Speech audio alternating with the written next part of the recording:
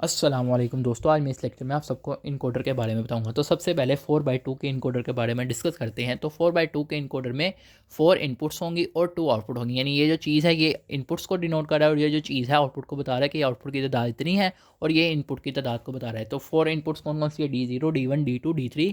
इसकी 4 इनपुट्स हैं और आउटपुट जो है वो 2 है, X और Y। तो इसका फार्मूला 2n × n फार्मूला है। अगर इसके फार्मूला के बारे में पूछा जाए, इसी तरह 8/3 का भी इनकोडर होता है और 16/4 का भी इनकोडर एंड सो ऑन। तो अभी मैं आपको 4x2 के इनकोडर के बारे में बताऊंगा। अब इसके ट्रुथ टेबल को डिस्कस करते हैं। तो ये जो चीज़ें हैं ये इनपुट के लिए मैंने ट्रुथ टेबल बनाया है, ये आउटपुट का।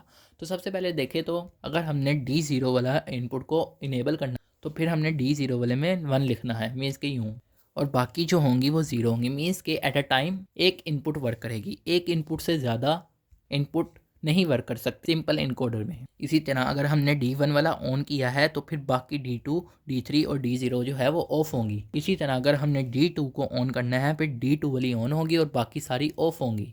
इसी तरह D3 में जो है D3 वाली अगर हमने ऑन करनी है तो फिर बाकी सारी ऑफ होंगी। मतलब कि एट अ टाइम यानी एक वक्त में सिर्फ एक इनपुट जो है वो 1 होगी, बाकी सारी इनपुट जो है वो 0 होंगी। तो यहाँ पे देख लें एक वक्त में सिर्फ D0 होना है। इसी तरह यहाँ पे देख लें एक वक्त में D1 होना है, एक वक्त में D2 और एंड सो ऑन। अब इसकी आउटपुट में कैसे लिखेंगे? अब देखें D0 जो है ये 1 है, मीन्स के D0 वाला ऑन है। तो 0 को अगर हम बाइनरी नंबर में किस तरह लिखते हैं? तो अगर हम देखें D0 को जो है हम बाइनरी नंबर में 00 लिखते हैं। तो अब D0 वाला ऑन है, फिर इस रो में हम 00 लिखेंगे। इसी तरह अगर हमने D1 वाला ऑन किया है, मीन्स के 1 है, इसका मतलब ऑन है, तो 1 को बाइनरी नंबर में किस तरह लिखते हैं? 01 लिखते हैं। तो फिर यहाँ पे 0 और यहाँ पे 1, मीन्स के 1 को हम बाइनरी नंबर में 01 लिखते हैं। तो जो पहला नंबर है वो एक्स वाले में आएगा और जो दूसरा वाला नंबर है वो वाई में आएगा। इसी तरह यहाँ पे देखें D2 इस इधर ऑन है, तो इधर जब ऑन है तो D2 जो है मीन्स के 2 जो है उसको हम बाइनरी नंबर में किसे लिखते हैं? 10 लिखते हैं। तो फिर यहाँ पे भी क्या आ जाएगा? 1 और 0। इसी तरह अगर हम D3 देखें वो किस जगह पे ऑन है? इस जगह पे ऑन है, मीन्स के इस वाली जो कॉलम इस वाली रो है इसमें ऑन है। और 3 को हम यानी कि ये जो है सबस्क्रिप्ट इसको हम बाइनरी नंबर में किस तरह लिखते हैं? 1 1 लिखते हैं। तो फिर यहाँ पर भी हम 1 1 लिखेंगे। अब यहाँ से हम देखेंगे कि x को हम D0 D1 किस तरह लिखेंगे, इसके x की एक्सप्रेशन क्या होगी और y की एक्सप्रेशन क्या होगी। इस लिहाज से अगर आप यहाँ पे देखें x की एक्सप्रेशन कब ऑन है? 1 और 1, यानी इस वाली रो में ऑन है और इस वाली रो में ऑन है। और इस वाली रो में क्या चीज़ है?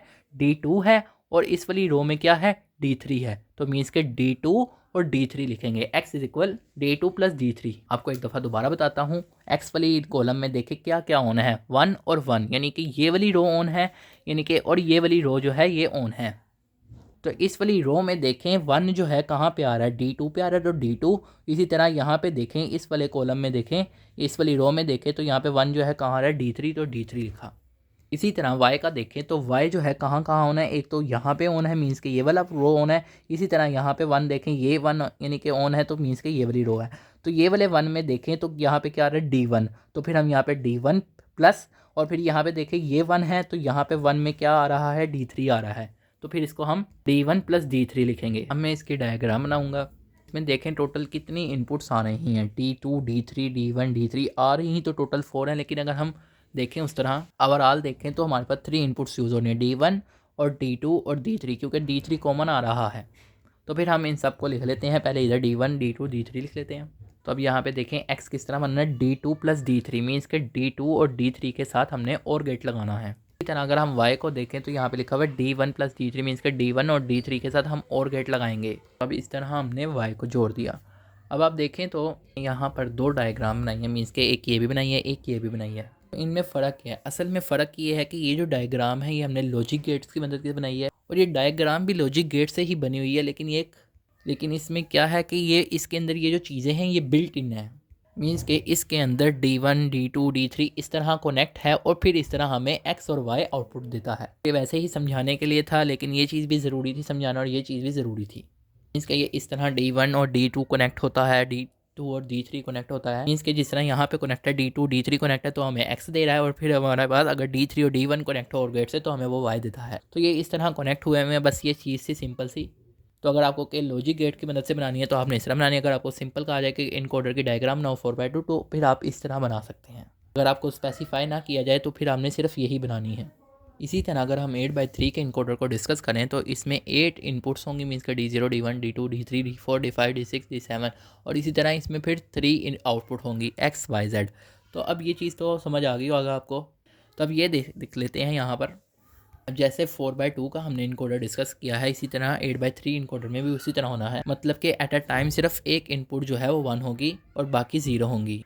जिस तरह यहाँ पे देखें एट अ टाइम सिर्फ D0 1 है, बाकी सब 0 हैं। इसी तरह इसमें देखें D1 1 है, बाकी सारे 0 हैं, ये भी 0, ये भी 0। इसी तरह आप सारे देखें तो सारे सिर्फ एक वक्त में एक 1 है, सिर्फ एक रो में जो है वो एक 1 है, एक ही जगह 1 है और बाकी जगह 0 है। अब यहाँ देखें आप इस कॉलम में कौन सा ऑन है, D0 ऑन है। तो 0 जो है उसको हम किस तरह लिखते हैं, 000 लिखते हैं, मीन्स के में हम 000 लिखें। इसी तरह अगर हम देखें अगली कॉलम में तो यहाँ पे क्या होना है, D1, मीन्स के 1 जो है उसको हम बाइनरी में किस तरह लिखते हैं, 001, तो 00 फिर 1। इसी तरह 2 देखें यहाँ पे तो D2 ऑन है, ये देखें D2 ऑन है तो D2 वाला लिखेंगे। फिर 010 2 को हम बाइनरी में 010 लिखते हैं तो यहाँ पे 010। इसी तरह 3, इसी तरह 4, इसी तरह 5 एंड सो ऑन 7 तक। तो इस तरह हम इसका ट्रूथ टेबल बनाते हैं, उनकी इनपुट इस तरह लिखते हैं और आउटपुट इस तरह लिखते हैं।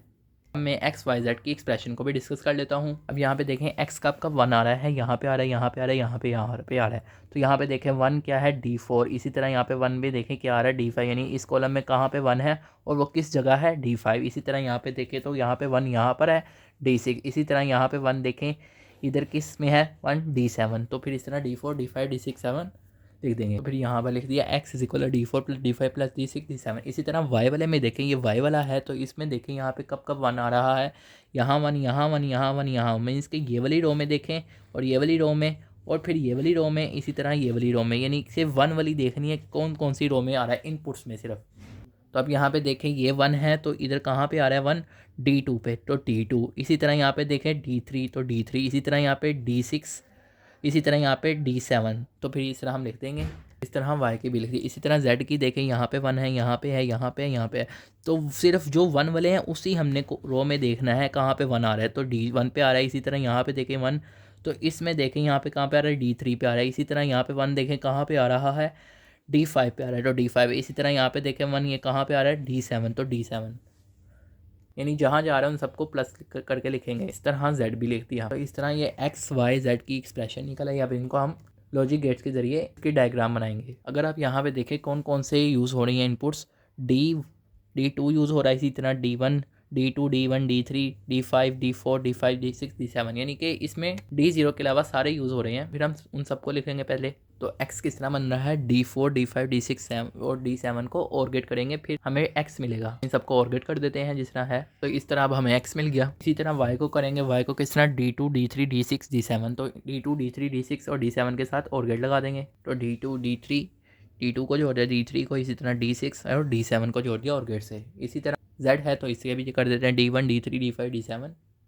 तो इस तरह हम इसको लगाते हैं। अब आप देखें तो D0 की हमें ज़रूरत ही नहीं पड़ी, तो हमें यहाँ पे ज़्यादातर D0 की ज़रूरत नहीं पड़ती है, उसके अलावा हमें सबकी ज़रूरत पड़ती है। इसके जब हम कॉम्बिनेशनल डायग्राम बनाते हैं उसमें पड़ती नहीं है, उसके अलावा हमें ज़रूरत पड़ती है। जब हम इम्प्लीमेंटेशन करेंगे तो उसमें D0 की ज़रूरत पड़ेगी। अब आप देखें यहाँ पर, तो हम देखें यहाँ पर हम एट अ टाइम कर रहे हैं, लेकिन हमें बाज़ वक़्त ऐसा भी हो सकता है कि हमारे पास 2 इनपुट्स जो हैं वो एट अ टाइम 1 हों। तो फिर हम क्या करेंगे, तो जब इस तरह हो 2 इनपुट्स 1 हो या 2 से ज़्यादा इनपुट्स 1 हो, तो उसके लिए फिर हमें प्रायोरिटी इनकोडर की ज़रूरत पड़ती है। तो मैं आपको प्रायोरिटी इनकोडर के बारे में बताऊंगा। इतना मुश्किल नहीं है, इजी है बहुत। अब ये देखें जैसा कि 4 इनपुट्स हैं तो 16 पॉसिबल आउटकम बन सकती हैं। तो इन 16 में से हमने 4 डिस्कस कर लिए, मीन्स के ये वाले भी हमने डिस्कस कर ली, ये वाले भी डिस्कस कर ली, ये वाले भी डिस्कस कर ली, ये वाले भी। अब यहाँ पे देखें ना, यहाँ पे क्या आएगा, ये देखें 0 0 0 1। तो ये किस पे आ रहा है, D0 पे इनपुट जो है वो 1 है। और 0 को हम बाइनरी नंबर में किस तरह लिखते हैं, तो हम 0 0 लिखते हैं, तो यहाँ पे भी 0, यहाँ पे भी 0। ये मैंने इनके आगे डॉट भी लगाया हुआ है जो हमने पहले पढ़ लिया। इसी तरह ये 1 देखें तो ये अब 1 कहाँ पे आ रहा है, D1 वाले में आ रहा है। तो D1 का मतलब 1 के जो इधर सबस्क्रिप्ट है इसको हम बाइनरी में किस तरह लिखते हैं, 0 1 लिखते हैं। तो फिर यहाँ पर हम 0 1 लिख देंगे। इस तरह ये जो चीज़ें थी पढ़ी थी अभी मैंने समझाई हैं आपको, ये आपको समझ आ गई होंगी ये किस तरह लिखी हैं। लेकिन उसके अलावा ये वाले जो केस हैं, ये वाला जो केस है, ये वाला जो है, इनको किस तरह करना है, यहाँ पर फिर हमें प्रायोरिटी इनकोडर की ज़रूरत पड़ती है। तो अब प्रायोरिटी से आपको पता चल रहा होगा कि हमारे पास एक से ज़्यादा इनपुट्स हैं जो कि 1 है और हमने उसमें से किसी एक को प्रायोरिटी देनी है। तो फ़र्ज़ करें यहाँ पर जिस तरह के आप जानते होंगे मेरिट के बारे में, अगर आप देखें फ़र्ज़ करें 3 स्टूडेंट्स हैं, एक का मेरिट 78 है, एक का 81 है और एक का 90 है। तो सबसे पहले आप उसी को प्रायोरिटी देंगे जिसका 90% मेरिट होगा। मीन्स कि आप उसी स्टूडेंट को एडमिशन देंगे जिसका सबसे ज़्यादा मेरिट होगा। मीन्स कि आप सिर्फ उसी को प्रायोरिटी दोगे, बाकियों को आप प्रायोरिटी नहीं दोगे। यही सेम केस इनकोडर में भी होता है कि फ़र्ज़ करें आपके पास D3, D2, D1 इनकोडर जो हैं ये ऑन है, यानी कि इन तीनों की जो इनपुट्स हैं वो 1 है। तो जो हमारी प्रायोरिटी होगी वो हमारी D3 की होगी, क्योंकि वो सबसे बड़ा इनपुट है। तो अगर यहाँ पे देखें आप, ये वाला जो मैंने आपको एग्जांपल दिया तो ये यहाँ पर फिट होती है, यानी कि ये यहाँ पर नहीं, सॉरी, ये यहाँ पर फिट होती है। यहाँ पे देखें D3 भी ऑन है, यहाँ पे D2 भी ऑन है, D1 भी ऑन है और D0 ऑन नहीं है, ऑफ है। तो जैसा कि मैंने आपको बताया है कि फिर आप क्या करेंगे, सबसे बड़ा जो है वो क्या है, D3 है।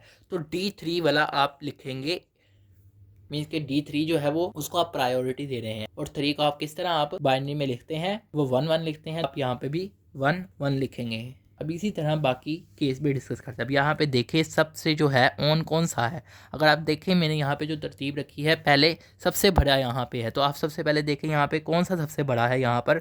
तो यहाँ पे जो सबसे बड़ा 1 है, तो ये वाला 1 है। मीन्स के D1 जो है वो यहाँ पे है। मीन्स के यहाँ पे 2 ऑन है, D1 ऑन है और D0 ऑन है।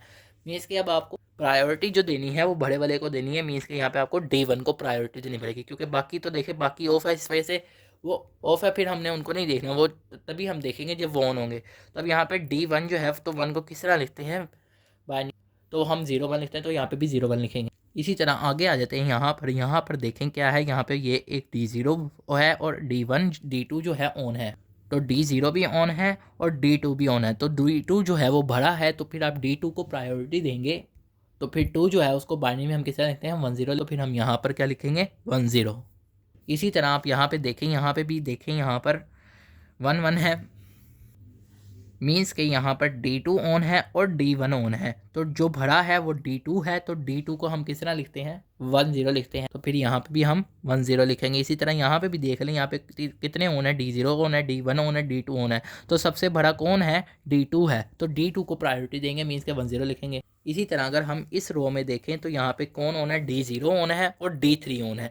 तो सबसे बड़ा कौन सा है, D0 भरा है या D3। तो D3 भरा है, तो D3 जो है उसे हम बैलेंस तरह लिखते हैं, 1 1 लिखते हैं, तो 1 1 लिखें। इसी तरह आप ये सारी लाइन में देख लें, सारी जगह जो है इस तरफ 1 आ रहा है, तो आप यहाँ पे देखेंगे फिर हम सब जगह 1 1 लिख देंगे। बाकियों को फिर हमें देखने की ज़रूरत ही नहीं है, क्योंकि जब हमारे इसमें सबसे बड़ा हमें 1 मिल रहा है, सबसे बड़े इनपुट वाले सेक्शन में हमें 1 1 मिल रहा है, तो हमें बाकियों को देखने की ज़रूरत ही नहीं है, चाहे वो 1 हो या 0 हो। मीन्स कि अगर हमारे पास D3 जो है यहाँ पे सबसे बड़ा है, तो D3 ऑन है, तो बाकी D2 D1 D0 चाहे वो 1 हो चाहे वो 0 हो, हमें उन्हें देखने की ज़रूरत ही नहीं है।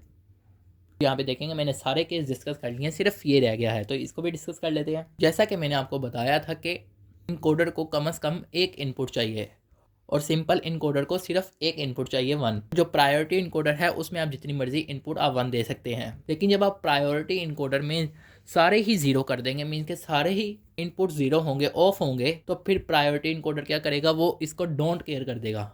मतलब कि वो यहाँ पे भी x होगा, यहाँ पे भी x आउटपुट होगी। मीन्स के फिर वो भी डोंट केयर कर देगा, वो भी ख्याल नहीं रखेगा जब सारे ही इनपुट जो है वो 0 होंगी। इनकोडर की शर्त है कि कम से कम एक इनपुट जो है वो 1 होनी चाहिए। तो जब 1 नहीं होगी, उसकी शर्त जो है वो फुलफिल नहीं होगी, तो फिर वो क्या करेगा, फिर वो भी इनको डोंट केयर कर देगा, x। तो x जो है इसका मतलब ये है, यहाँ पे ये जो x है और ये जो x है ये डोंट केयर है, और जबकि ये जो x है ये आउटपुट है।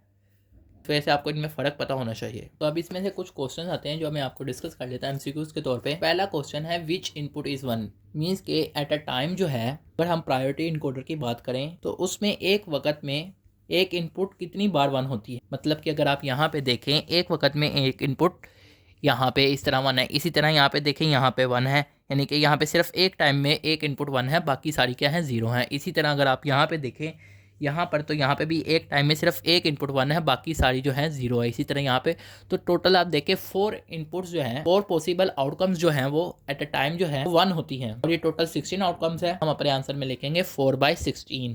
इसी तरह पूछा जाता है कि what if multiple inputs are 1, यानी कि कितनी मल्टीपल टोटल कितनी रोज़ हैं जिनमें मल्टीपल इनपुट्स 1 आ रही हैं। मल्टीपल इनपुट्स का मतलब 2 या 2 से ज़्यादा। तो अगर यहाँ पे आप देखें, मैंने इनको स्टार से शो किया जहाँ पे मल्टीपल इनपुट्स 1 आ रही है। यहाँ पे देखिए यानी कि 2 इनपुट्स आ रही हैं, एक टाइम में 2 इनपुट्स 1 है। इसी तरह यहाँ पे देखें, यहाँ पे भी एक वक्त में एक टाइम में 2 इनपुट्स 1 है। इसी तरह यहाँ पे देखें एक टाइम में 2 इनपुट्स 1, यहाँ पे भी देखें 2 से ज़्यादा यानी 3 इनपुट यानी कि मल्टीपल इनपुट्स 1 है। यहाँ पे भी देखें एट अ टाइम जो है 2 इनपुट्स 1, यहाँ पे भी इसी तरह जो स्टार मैंने किए हैं वहाँ पे इसका मतलब है कि मल्टीपल इनपुट्स आर 1 है। तो ये टोटल कितने पॉसिबल आउटकम्स हैं, तो यहाँ पे देखें तो ये टोटल 11 पॉसिबल आउटकम्स हैं। मीन्स के यूँ 1 2 3 4 5 6 7 8 9 10 11।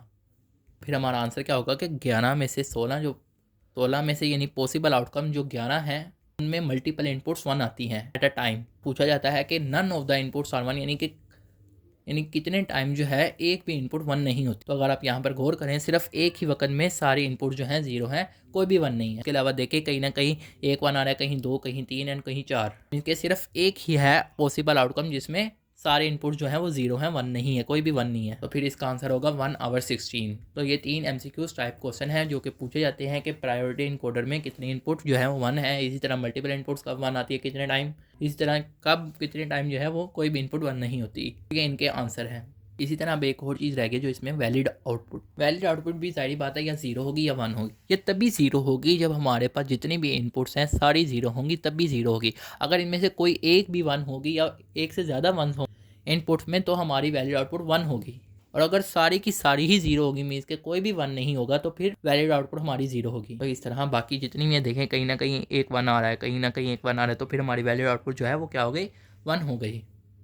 इसी तरह अब एक और लास्ट चीज़ रहेगी जो कि है कॉम्पैक्ट टेबल का मतलब ये है कि जो हमने पहले टेबल बनाए यानी कि उसी को हम समराइज़ करके लिख रहे हैं। अब हम देखें हमारे पास ये हो रहा था कि कैसे था कि हमारे पास ये 1 था, और अगर हम बाकी देखें चाहे वो 0 हो चाहे वो 1 हो, हम सिर्फ इसी को कंसीडर करते थे। मीन्स के उससे छोटे जो हैं वो जो मर्ज़ी उनमें इनपुट हो, अगर हमारे पास एक सबसे बड़ी जो इनपुट है या बड़ी इनपुट जो है अगर वो हमारे पास 1 है, तो उसके अलावा उसके पास जितनी भी उससे छोटी इनपुट्स है वो चाहे 0 हो या 1 हो, हमें उसकी परवाह नहीं होती। मीन्स के हम उनको डोंट केयर कर देते हैं। तो फिर हम यहाँ पे भी इनको डोंट केयर कर देंगे। तो ये देखें इस तरह कर। इसी तरह अगर हम देखें D2 भी जो है, अगर हम D2 ऑन हो यानी कि D3 ऑफ है, तो इसका मतलब ये है कि D1 और D0 चाहे वो 1 हो या 0 हो, हमें उसकी परवाह नहीं, क्योंकि हमारे पास उससे बड़ी एक इनपुट 1 है। तो फिर क्या करेंगे, उनको भी डोंट केयर कर देंगे। तो हम यहाँ पे इसी तरह देखें, अगर हमारे पास D1 1 है, मीन्स के बाकी 0 हैं, उससे भरी इनपुट 0 ही रहेंगी, वो डोंट केयर नहीं कर सकते। हम उससे छोटी जो इनपुट्स हैं उनको डोंट केयर कर सकते हैं। तो बाकी जो इनपुट्स हैं उनको फिर हम ज़ाहिर बात है 0 0 लिखते हैं। तो फिर हमारे पास जब हमारे पास D1 जो है वो 1 है, तो हमारे उससे फ़र्क नहीं पड़ता चाहे D0 1 हो या 0 हो, फिर हम उसको डोंट केयर कर देते हैं। इसी तरह यहाँ पे देखें तो ये 1 का है, तो यहाँ पे D0 जो है वो 1 है, बाकी सारों को फिर हमें 0 करना पड़ेगा। अब इससे छोटा कोई नहीं है, तो फिर हम यहाँ पे डोंट केयर नहीं कर, मीन्स के इस वाले जो सेक्शन है इसमें हम डोंट केयर नहीं कर सकते। तो जब हम देखें हमारे पास सबसे बड़ी इनपुट जो है वो 1 होती है, तो फिर हम उसी के मुताबिक लिखते हैं। तो यहाँ पे क्या लिखेंगे, अब D3 1 है, तो मीन्स के 3 को हम बाइनरी में किस तरह लिखते हैं 1 1, तो यहाँ पे भी 1 1 लिख देंगे। इसी तरह यहाँ पे देखें तो यहाँ पे सबसे बड़ी इनपुट जो है वो D2 है इस वाले रो में, तो D2 जो है यानी कि 2 को जो है बाइनरी में किससे लगता है 1 0। इसी तरह यहाँ पे देखें यहाँ पे कौन सी सबसे बड़ी है, यहाँ पर तो यहाँ पे D1 है, तो 1 को किस तरह लिखते हैं 0 1। इसी तरह यहाँ पे देखें सबसे बड़ी कौन सी है D0, तो 0 को किस तरह लिखना है बाइनरी में 0 0। इसी तरह ये 0 0 रह गए। तो आप देखें जैसा कि मैंने अभी ऊपर आपको बताया, जब सारी इनपुट्स जो हैं वो 0 हों यानी कि कोई भी 1 ना हो, फिर इनकोडर क्या करता है, फिर इनकोडर इसके आउटपुट को डोंट केयर कर देता है, और इसी तरह जो है इसको डोंट केयर कर देता है। और ये जो V है इसका मतलब है वैलिड आउटपुट। तो ये तभी 0 होती है जब सारी इनपुट जो हैं वो 0 हों। ये 1 तब होती है जब कोई भी इनमें से इनपुट जो है 1 हो। तो देखिए यहाँ पे कोई भी इनपुट जो है वो 1 है एट अ टाइम। देखिए कोई ना कोई इनपुट जो है वो 1 आ रही है, तो इस वजह से वैलिड आउटपुट जो है वो हमारी 1 आई। ये 0 तभी होगी जब हमारे पास जितनी भी इनपुट्स है सारी वो 0 होंगी, तो फिर हमारी वैलिड आउटपुट 0 होगी। अब अगर आप देखें तो D3 वाला जो है ये कितनी बार आ रहा है, मीन्स के 1 1 जो है यानी कि ये कितनी बार आ रहा है प्रायोरिटी इनकोडर के टेबल में। तो अगर आप देखें आउटपुट में 1 1 जो है XY के आउटपुट में जो 1 1 है कितनी बार आ रहा है, 1 दफ़ा 2 दफ़ा 3 दफ़ा 4 दफ़ा 5 दफ़ा 6 दफ़ा 7 दफ़ा 8 दफ़ा, तो 8 दफ़ा। तो 1 1 जो है कितने टाइम्स आ रहा है, यानी ये 1 1 कितने टाइम्स आ रहा है, 8 दफ़ा आ रहा है आउटपुट में। फिर मैंने 8 दफ़ा लिख दिया। इसी तरह 1 0 देखें ये कितनी दफ़ा आ रहा है ये भी देख लेते हैं। तो यहाँ पे आप देखें 1 0 1010, तो ये 4 दफ़ा आ रहा है, तो फिर 4 दफ़ा लिख देंगे। तो यहाँ पर आप देखें कि मैंने 4 टाइम्स लिख दिया, यानी कि 10 जो है कितनी दफ़ा आ रहा है, 4 टाइम आ रहा है। इसी तरह 10 हो गया, उसके बाद हम देखें 01 कितनी दफ़ा आ रहा है, तो 2 दफ़ा आ रहा है, यानी कि 01 एक दफ़ा और 2 दफ़ा बस। तो अब ये 01 का था, तो 01 में लिख दिया 2 टाइम्स आ रहा है। इसी तरह देखें 00 कितनी दफ़ा आ रहा है, तो 00 भी देख लेते हैं। तो 00 एक ही दफ़ा आ रहा है, तो फिर एक ही दफ़ा। इसी तरह अगर हम x को देखें, ये भी एक ही दफ़ा आ रहा है पूरे इसमें आउटपुट में, आउटपुट सेक्शन में, इन दोनों को 1 1 ये कॉम्पैक्ट टेबल बन गया। अभी आपका एमसीक्यू उसके लिहाज से पूछा जा सकता है। अब ये देखें ना, D3 जो है यानी कि 8 दफ़ा जो है वो इनेबल रहा है। इसी तरह D2 देखें वो 4 दफ़ा रहा है, D1 जो है वो 2 दफ़ा रहा है, D0 जो है वो 1 दफ़ा रहा है। यानी कि ये देखें ना, ये जो है कहाँ आ रहा है, D3 आ रहा है, यानी कि D3 में क्या है 8, यानी कि इस रो में देखें तो ये 8 दफ़ा जो है D3 इनपुट जो है वो है। इसी तरह अगर आप यहाँ पे देखें तो ये जो है D2 जो है कितनी दफ़ा है, 4 दफ़ा। इसी तरह D1 देखें कितनी दफ़ा है, 2 दफ़ा। D0 देखें तो ये 1 दफ़ा है, और जब सारे ही ज़ीरो है तो ये कितनी दफ़ा है, ये भी 1 दफ़ा है। तो ये MCQ के लिहाज से ये जो चीज़ है ये इंपॉर्टेंट है। इसी तरह Z भी एक सेक्शन है, कॉलम सेक्शन। ये जो है ये तभी हमारे पास 0 होगा जब एक कोई भी इनपुट जो है वो 1 हो, या एक से ज़्यादा इनपुट 1 हो। मीन्स कि ये तभी 1 होगा जब हमारे पास जितनी भी इनपुट्स हैं वो सारी 0 होंगी। मीन्स कि ये जो V सेक्शन है इसके ऑपोजिट वर्क करेगा। एक दफ़ा आपको दोबारा रिकॉल कर देता हूँ कि ये तभी 1 होगा Z वाला सेक्शन जब सारी इनपुट जो हैं वो 0 होंगी, यानी कि ये सारे इनपुट 0 हैं तभी ये 1 आ रहा है। अदरवाइज़ जो है ये 0 ही रहेगा। अगर कोई भी इनपुट जो है वो 1 है, या एक से ज़्यादा इनपुट्स 1 है, तब ये 0 होगा। उम्मीद है कि आपको ये लेक्चर समझ आया होगा। आप सब दोस्तों का लेक्चर सुनने का शुक्रिया। आप सब दोस्तों से गुजारिश है कि आप जिन दोस्तों ने अभी तक चैनल को सब्सक्राइब नहीं किया वो चैनल को सब्सक्राइब कर लें, और आप सबसे जितना हो सकता है अपने दोस्तों के साथ शेयर करें, ताकि ज़्यादा से ज़्यादा दोस्तों को आसानी से ये सब्जेक्ट समझ आ सके।